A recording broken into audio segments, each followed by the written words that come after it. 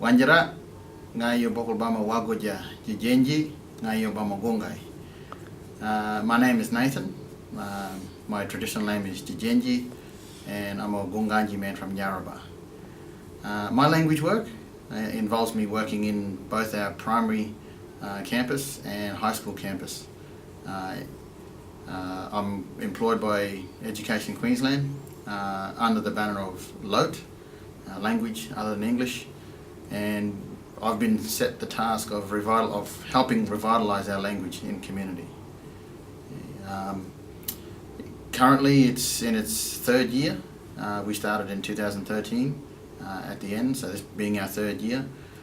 Starting to see a good shift now amongst our students. They're really taking an interest in it, and not just at the school level as well. We're starting to get good community response as well. So yeah, it's the beginning of a long journey. Still, I understand we're still at the beginning, but yeah, we're still making small steps, but in the right direction, always moving forward. I started out the program obviously by contacting our elders, seeking out their permission to run the program, and I've constantly been in contact with them around program development, and you know what should be a part of the program, what things should be put in, what things should be left out. So overall, in the 3 years that the program's been running, the community response is gradually, they're becoming more aware of what we're doing, and we're starting to see more community interest as to what we're developing and what we're rolling out. Combination of my grandmother, who I listened to when I was from a young age growing up, as well as my own personal research. Growing up, outside of my grandmother's influence, I didn't hear many members in our community speaking, but by the time I'd reached university, I sort of asked myself that question as to why we weren't speaking our first language, which led me on a personal journey to try and find out more information around if there were any of our community members being recorded, if there was anything to be found in libraries.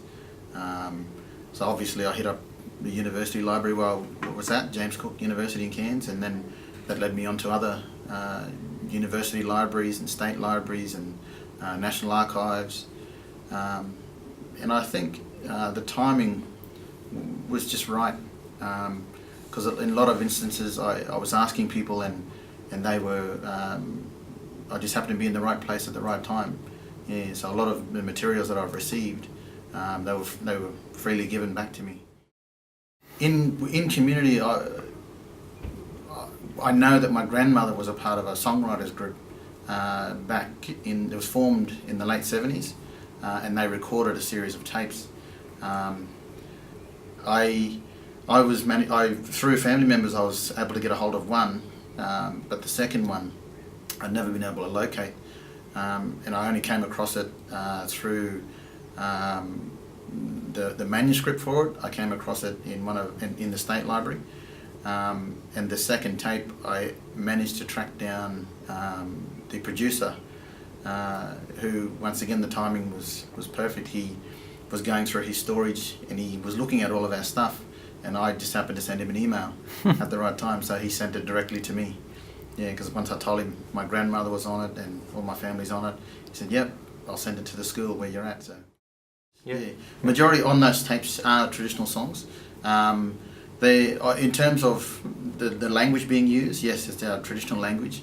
A lot of their songs on that particular tape, obviously weren't used for ceremony or anything. They were just simply songs created to record the language in order to pass on to the next generation.